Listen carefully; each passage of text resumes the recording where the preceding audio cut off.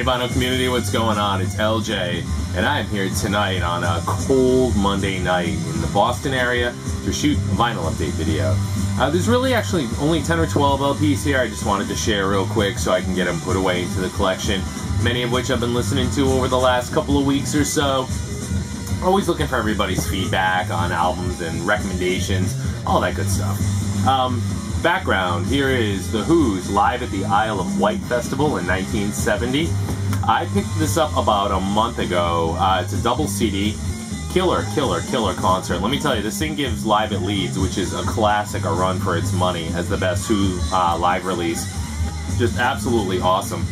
And I grabbed this because the triple vinyl, I think, runs around $50–$60, and this I was able to pick up for about $4 or $5, which I thought was awesome and a great chance to listen to it. So now, on the lookout for the vinyl version. Alright, let's do vinyl. Auxin and Shepherd, put your money where your mouth is. This was a total blind buy. It's a great record. Love the cover art. Look at all the money on all the people's mouths. You have like Dracula and different people. Cool cover art. It's from 1979. And this I recognized as former members of the Glitter Band, Jerry Shepherd, sorry, as members of, or a member of the Glitter Band. And this didn't sound anything like a big glam rock overdose, but it's a little tamer than that, but still, it was pretty solid as a blind buy as far as a late 70s rock record goes. Not bad stuff at all. Definitely recommend it. Now this was a stellar find, and I loved this. This is Janice Joplin in concert. I can't remember the scapehold, it's not. Super cool record, 2 LP set. I know it fits tight in this sleeve, come on out. It's in pretty decent shape. I think the jacket had a split on top that had to be repaired, but this was released on Columbia. The vinyl's in great shape, and anyone that digs Janice, man, you just know live is where Janice shines, right? I mean, Janice is great in the studio, but she's just so raw and bluesy in concert and live, and this was a fantastic find. I pulled this out of Goodwill. This was $1, so I thought that was a great find.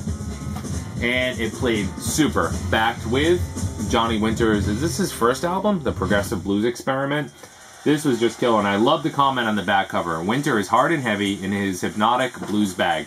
Before the recording session, there was Johnny Winter and his guitar. During the session, Johnny became the guitar. It's kind of a pretty cool comment, don't you think? This was awesome. Just raw blues rock. Killer stuff. Highly worth checking out. Pretty much any Johnny Winter stuff is. This is some pretty common stuff. I just never owned this. This is Bachman Turner Overdrive, just a party rock record from the 70s.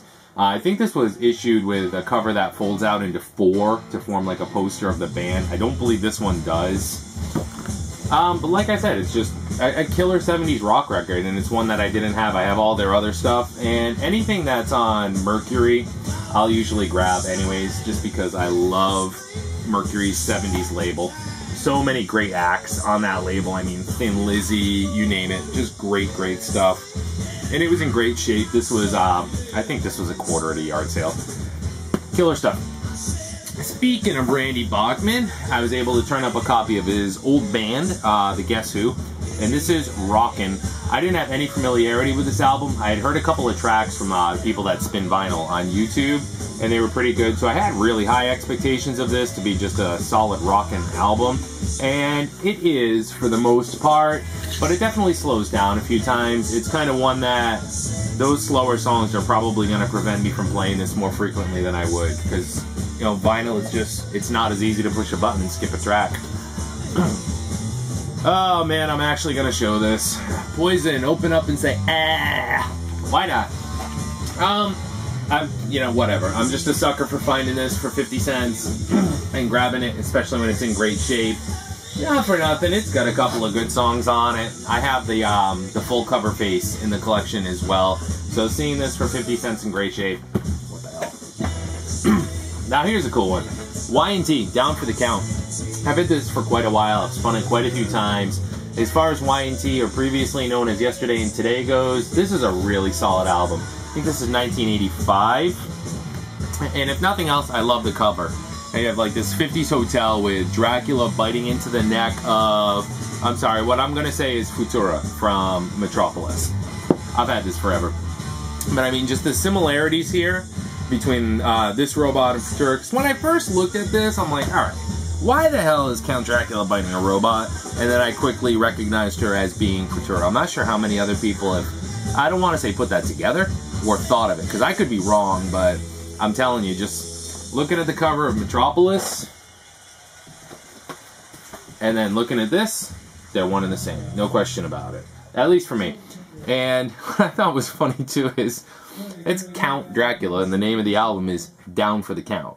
Now, using the words or the phrase, you know, I'm down for that, or I'm down for this, wouldn't come out for, what, another at least, God, close to a decade after this? Early 90s, and this is 85? Are you down for the count? I don't know, what the hell ever. Maybe it's just me.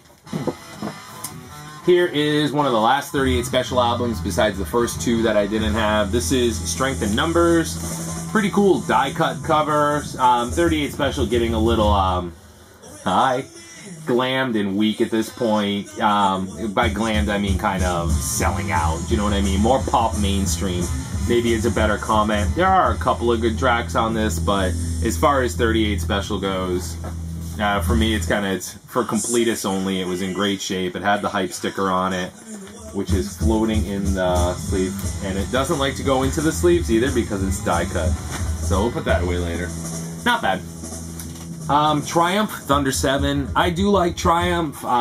This guy, Rick, is like dentist smile, dream come true. That's all he ever does. What's his name? Rick Emmerich? It's on Mercury. MCA, sorry, so nothing legendary there. But I believe this is from '84, and it was a really solid Triumph album. Definitely sounds good. What is Triumph often called? Canada's other trio. Can't remember who the first one is. And the last one in the stack that I pulled out, this is Kansas Power. This is a later period. Kansas has welcomed Steve Walsh on vocals. Big change of pace for Kansas. 1986. Again, MCA. I didn't have many expectations for this. I didn't have it. I hadn't heard it. This one completely flew under the radar for me. But I was pretty impressed. It's as far as 80s prog rock goes. It wasn't bad stuff. It was pretty good. A couple of wussy little ballads in here, but definitely not bad. So that's it. That's a quick update. Thanks everyone for watching. Hope everyone's doing well. Hope folks on the East Coast are kind of finding your way back on the grid, back into normalcy. Isle of Wight, pick it up. And that's it for me. Talk to you guys soon. Ciao.